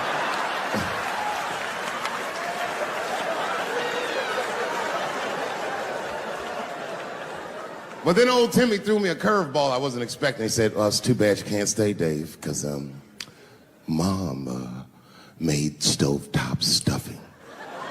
I said, "What the fuck? Stovetop?" "Well, hold on, nigga. Let me make some phone calls real quick." I had seen that commercial so many times, I had dreamt of getting my hands on some of that stovetop stuffing. And finally, I met a motherfucker that actually had a box of stovetop in the house. I couldn't miss this opportunity, so I pretended to call my mother. And then I came back and I said, Timmy, you're not gonna believe this great news. Mom said I can stay." And he said, "Fantastic." He said, "Why don't you come with me and we'll help set the table and then we can say the blessing." I had no interest in setting this motherfucker's table or saying these crazy ass Mormon prayers. I just wanted that goddamn stuffing. My hands first. My plan was simple. Wash my hands slowly, and by the time I'm done, the table will be set, the blessing will be said, and all that there will be left to do is eat. Went to the bathroom. I washed my hands very slowly. I must have been in there for about 10 minutes. And suddenly, one of his mothers came to the door.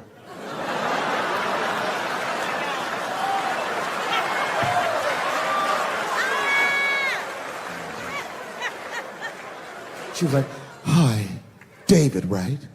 I said, "Yes, ma'am." She said, "Timmy tells me that you're planning on staying for dinner." I said, "I hope that's not a problem, ma'am."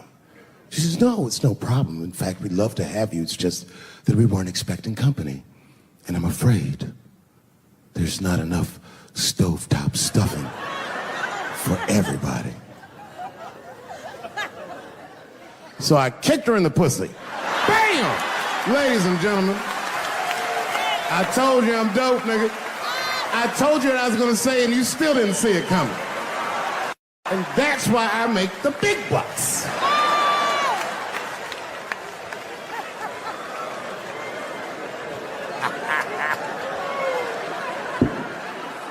Oh my God.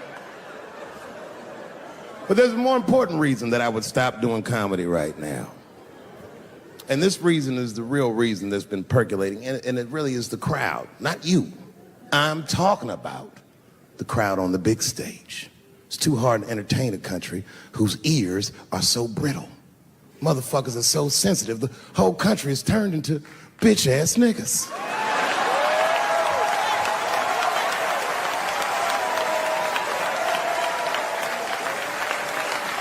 Everything you say upsets somebody. You know, I can remember when it all started. It was when I was doing Chappelle's show. When I was doing Chappelle's show, I used to do the show, and then on the weekends I do like concerts and shit like that. So I'm doing a concert, and there was a couple in the front row, beautiful couple. The wife was obviously Asian. You could see it in her face.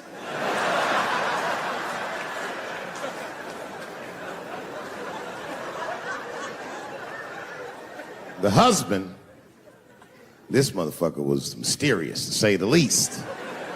Couldn't quite pinpoint where he was from. Caramel-colored fella, very nice hair, but he could have been from anywhere. Bangladesh, Mexico. I can't guess with a nigga like this. All I knew for sure about this guy is that his wife was a bitch. I could see that in her face, too. No, he was laughing and having a good time, and she was scowling at me at a goddamn comedy show. I couldn't figure it out. And then I realized at some point that she was pregnant, and I was smoking on stage. I said, oh my God, that's probably why she's mad. So I started to put my cigarette out, but then she hit me with one of them fake non-smoker calls. So I just kept smoking. I thought to myself, bitch, that baby will be fine, relax. And I tried to break the tension. I just asked her. That's all I said. I go, hey, where are you guys from anyway? And I could tell that she was on to me. She goes, very condescendingly, she says, I'm from California. If you're asking my ethnicity, I am Chinese. He was like, I'm Mexican, bro. I said, well, I'm sorry if I offended you by asking, but you're a very beautiful couple. And miss, there's no question that you're gonna give birth to the hardest working baby this world has ever seen.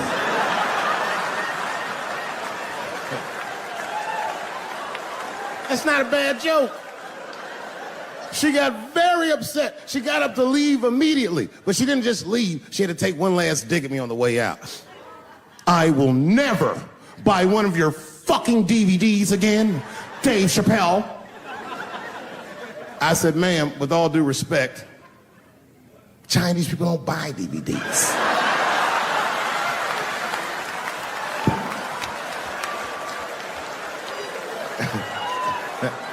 And the crowd went crazy. We were all laughing, having a good time. I didn't even think anything of it.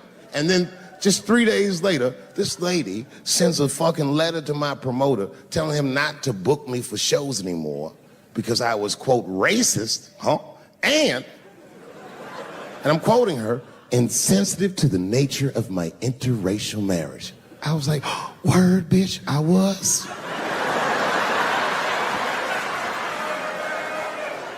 If she would know that I myself am in an interracial marriage. That's right. In fact, my wife is Asian too. Surprise, bitch, I'll see you on Thanksgiving.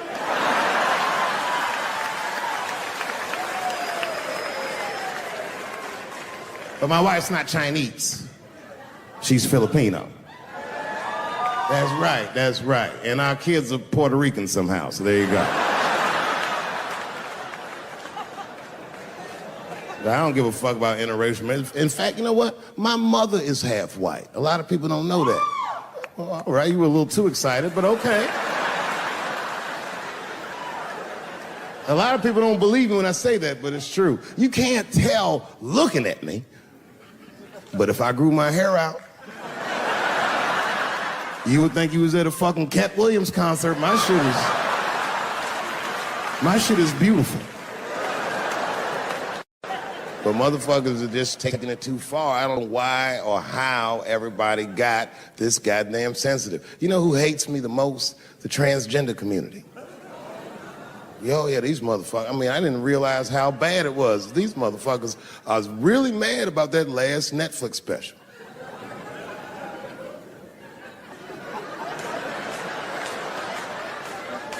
It's tough, man. I don't know what to do about it because I like them. I always have. Never had a problem with them. You know, just fucking around. As a matter of fact, I think I make fun of everybody. And I mean, as a group of people, they have to admit, it's kind of fucking hilarious, man. I'm sorry, bro. It's like, I've never seen somebody in such a hilarious predicament not have a sense of humor about it. They're born feeling like there's something other than they're born as, and that's kind of funny, you know? I mean, it's funny if it's not happening to you. It's like that white black bitch that's in the news all the time. Rachel Dolezal. She's a white woman, but then she dressed up like a nigga and shot her way up to the very top of blackness. And I always wanted to meet her just so I could understand. I just wanted to like have dinner with her so I could just look in her eyes and call her a nigger to her face. The fuck is that bitch talking about? I identify black. That is trans talk, lady. Stop biting. Stop biting. There's a big difference between her and a trans. The difference between her and a trans is I believe transgenders. I don't understand them either, but I know they mean what they say. Them niggas cut their dicks off. That's all the proof I need. I've never seen somebody just throw their dick away. Don't need it.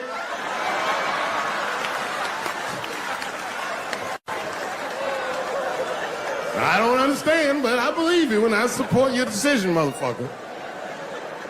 But how far is Rachel willing to go? What is Rachel willing to do so that we blacks can believe that she believes she's actually one of us?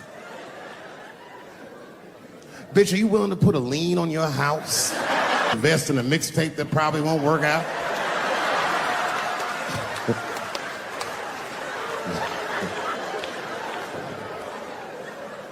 She didn't even change her name. Didn't even change her name. Her name is Rachel. I can't believe in that name. If you want my support, you're gonna have to change your name to the blackest shit I've ever heard. Bitch, you're gonna have to change your name to Draymond Green.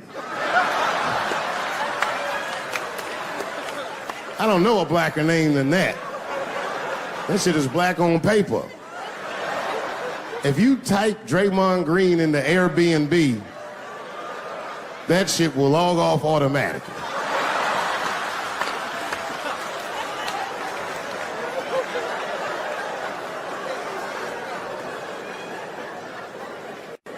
You know, people get mad, bro. People get mad about everything I say. I was doing a show.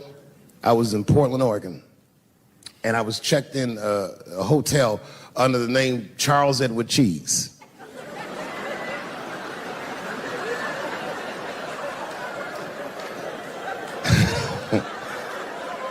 I came back, and there was a note. It was like a letter on my desk. It was addressed to Mr. Cheese.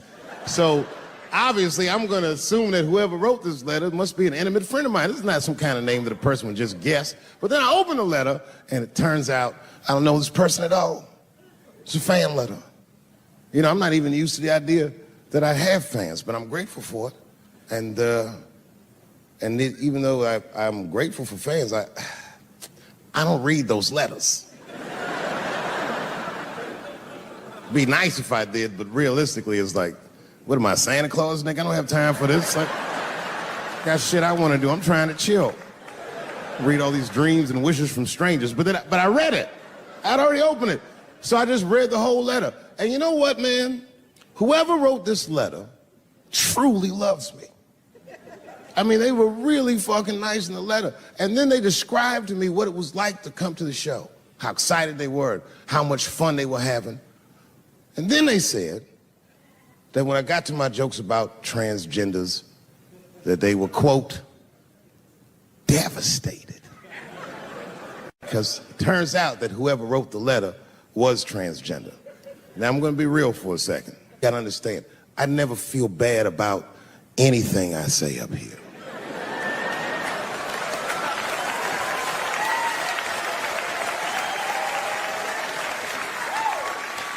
And I would never admit this to you if I hadn't locked your phones up. But it was the weirdest thing. Like, when I read this letter, the shit made me feel bad. I didn't feel bad about what I said, you understand? I felt bad that I made somebody else feel bad.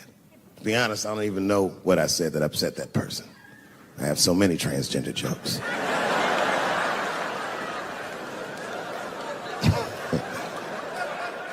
But I feel like it was probably this joke I'm about to tell you right now. And it's not even that bad of a joke. It's a true joke. I mean, it's not true, but I had read in the paper that Caitlyn Jenner was contemplating posing nude in an upcoming issue of Sports Illustrated. And I know it's not politically correct to say these things, so I just figured, fuck it, I'll say it for everybody else.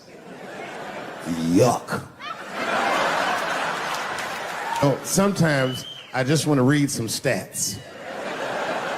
I don't know why you're gonna cram some man pussy in the middle of the sports page like this.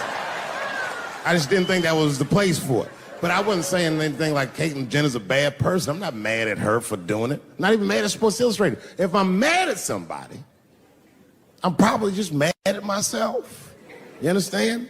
Because deep down, I know that I am not strong enough to not look at those pictures.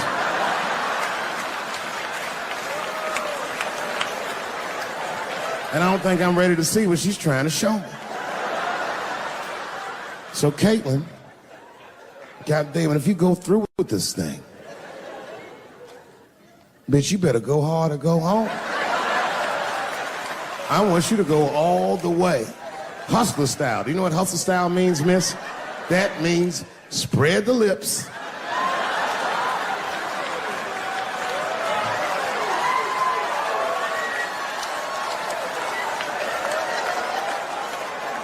I hope she spreads her lips and there's an itty bitty dick inside. Ah! The show is behind the curtains.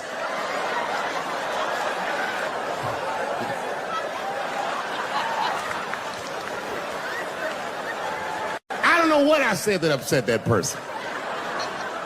But I'm gonna tell you something. When I read that letter, and the moments after I read it, I did something that many black men in America do not have the time or the money to do.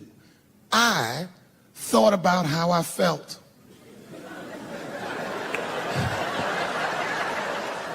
I asked myself a very basic question that I don't think I ever directly contemplated. I said, man, Dave, if you're writing all these jokes, do you have a problem with transgender people? And the answer is absolutely not. The fuck do you guys think I am? I don't understand all the choices that people make. But I do understand that life is hard and that those types of choices do not disqualify you from a life with dignity and happiness and safety in it.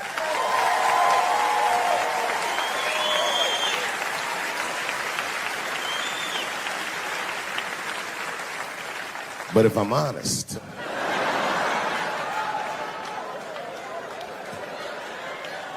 my problem has never been with transgender people. My problem is transgender people. I just feel like these things should not be discussed in front of the blacks.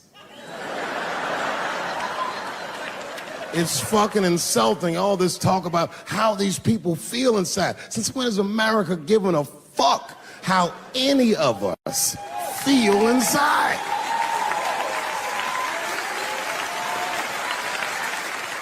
And I cannot shake this awful suspicion that the only reason everybody is talking about transgenders is because white men want to do it. That's right. I just said that.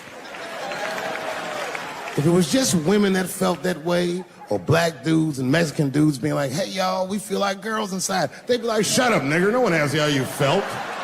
Come on, everybody, we have strawberries to pick. It reeks of white privilege. You never asked yourself why it was easier for Bruce Jenner to change his gender than it was for Cassius Clay to change his fucking name?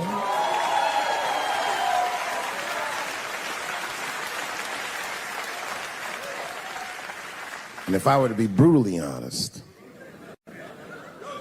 the only reason I ever been mad at the transgender community is because I was at these niggas for 6 songs straight. I had no idea. And then the lights came up and I saw them knuckles. I said, oh no! And everybody was laughing at me. Hi, world star.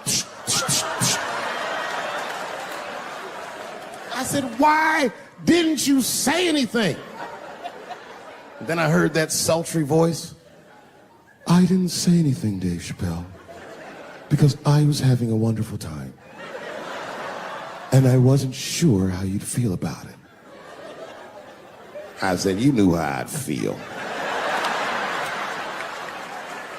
And she said, I'm going home. I don't want any trouble from you. I said, home, it's only 2 songs left. I mean, we might as well finish tonight.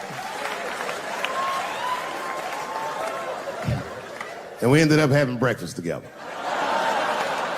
Oh, grow up, that doesn't make me gay. I just titty fucked her. His titties are as real as any titties in L.A. It's 2 o'clock in the morning. I was just borrowing a little friction from a stranger. Whoops!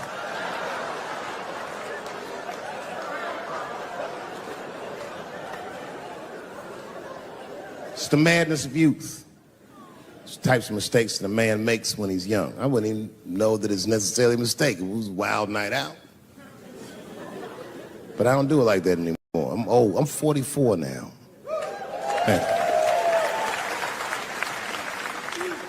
It's the first time in my life I've ever started to physically feel my age. It's tough, man. You know how I know I'm getting old? This is embarrassing, but I was in my hotel room. I'm not gonna lie, I was jerking off, and I was really sweating it out. And this is when I knew I was old. I just gave up in the middle, like nothing even happened.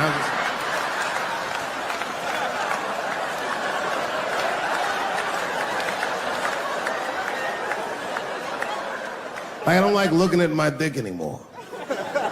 My dick looks distinguished. It's old, an old looking dick. It's got salt and pepper hair all around it. My dick looks like Morgan Freeman in the 90s. Without the dots. My dick narrates. Dave pulled me out and started jerking me around and jerking me around. But not with the same vigor as when he was young. He and I both knew nothing was... I see my age in my children. I came home from the road. This is not long ago. I've been gone for, if you can picture, I was gone for weeks and weeks. And when I came back, nobody was home. Now, one person in my family thought that maybe I'd like to see them when I got back. They knew when I was coming back, but they just weren't home. And that shit was a wake-up call. You know, when my kids were little, and the tour bus would pull up to the house, these motherfuckers would spill out. Dad is home, hooray! And they'd hug me and kiss me, and then as the years went on, they'd get less interested. Hey, everybody, look, it's Mr. Promises back from the road.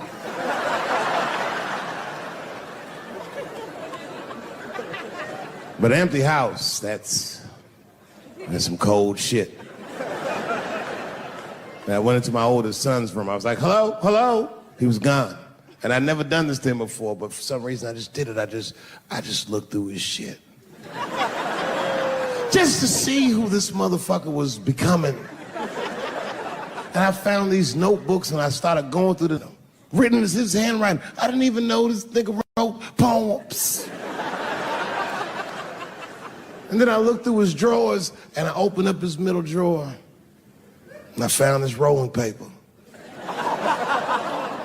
And I looked down at them papers like, oh, that's where that poetry's coming from.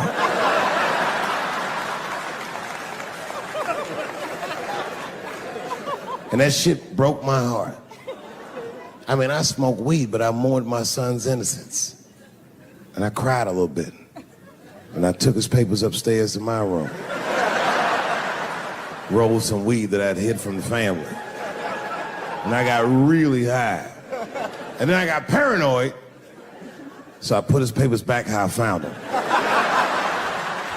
So he wouldn't know what I was up to. This nigga won't even know that happened until he sees the special. Yeah, nigga, I found your papers. He's a cold motherfucker. Let me tell you, this kid is only 16 years old. Listen to what he did to me. This motherfucker calls me up in the middle of the night, it was 1 o'clock in the morning, he goes, Dad, don't be mad. I knew something what's going on? He said, listen, I'm fine. And don't forget, you told me to do this. I'm at a party, and my designated driver had too much to drink. And me and my friends need you to come pick us up. I said, Jesus Christ, it's 1 o'clock in the morning, nigga. I am shit-faced.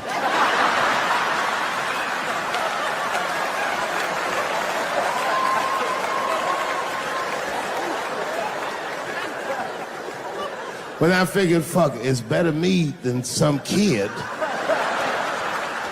I might as well roll the dice and go pick my nigga up. I said, all right, I'm coming to get you.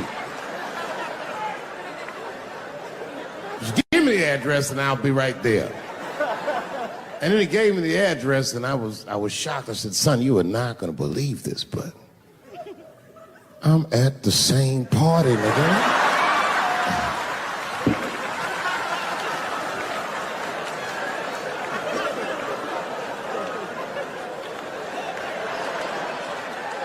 They grow up fast, don't they?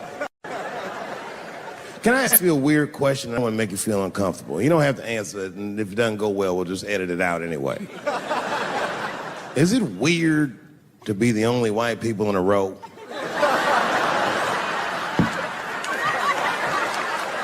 Is it weird? I mean, you be honest. Does it feel strange? Are you worried at all? Give me your money, motherfucker. I'm just fucking around. This guy got ice in his veins. He didn't even buckle. You know, like many black men my age, the first time I voted was 8 years ago. Right. I saw Obama on TV and said, oh, I'm voting for this nigga. I remember the day I voted for Obama. I voted in Ohio, and my vote matters in Ohio.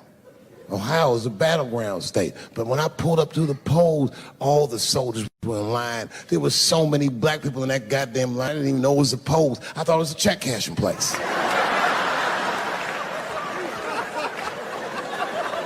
We were hugging each other, and old people were singing hymns and spirituals. J Verdict times 10 or some shit. I've never seen black people that happy.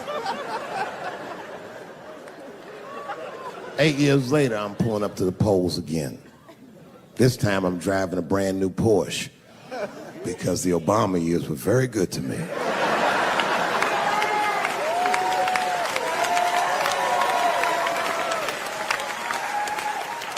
I was early voting, and when I parked my car, I figured out something that it would take the rest of the country another week to figure out.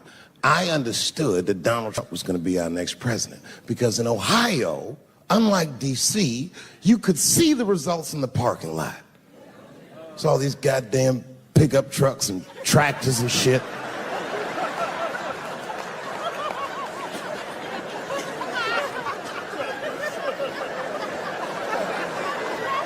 And then I walked up and I saw a long, long line of dusty white people.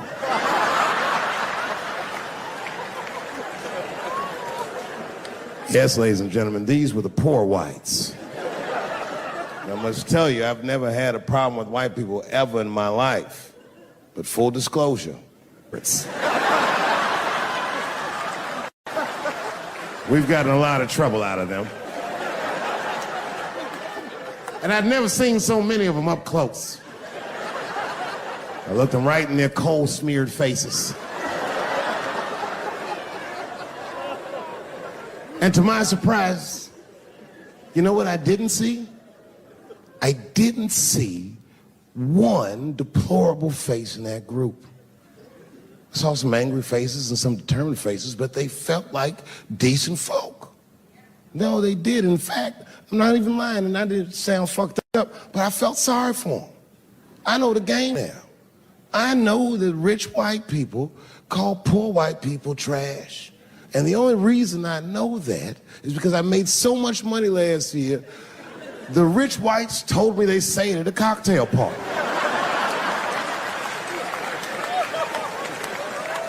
And I'm not with that shit. And I stood with them in line like all of us Americans are required to do in a democracy. Nobody skips the line to vote. And I listened to them. I listened to them say naive, poor white people things. Man, Donald Trump's gonna go to Washington and he's gonna stand there thinking in my mind, you dumb motherfucker.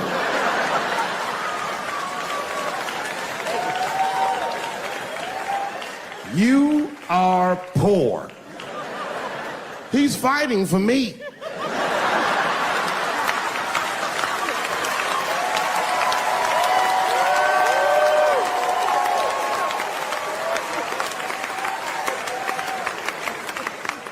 And they all looked at me. They could tell who I was voting for just as easily as I could tell who they were voting for. But do you guys know what we all had in common? Not one of us, not a single one of us, looked like we felt good about what we had to do in that booth. We were just doing our goddamn duty. Yes, I voted for Hillary Clinton. Of course I did. I voted for her because I liked what she said vastly better than I liked what he said. But to be honest with you, at that point, that shit was like watching Darth Vader do the I Have a Dream speech. That bitch is mean as hell. She'd already Karate Kid swept Bernie Sanders' legs from underneath him. Boy, it was hard voting for that shit. But it was the lesser of the evils. I know you were a Clinton supporter, Miss I. I'm sorry for her. But it didn't feel as good as it should have. She was gonna be our first woman president. They were gonna make coins out of this bitch.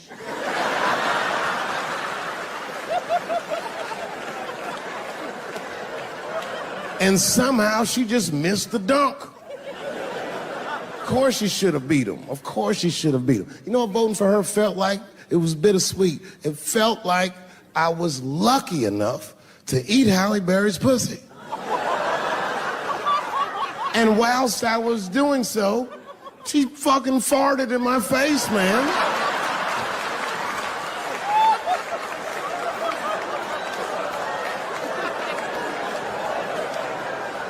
Now you understand, I'd still do it. But boy, I wish she didn't fart in this great nation's face. I voted that day, and then that same day I flew to New York City. I had work. That night I was in a comedy club in New York, and I said to an audience almost exactly what I just said to you.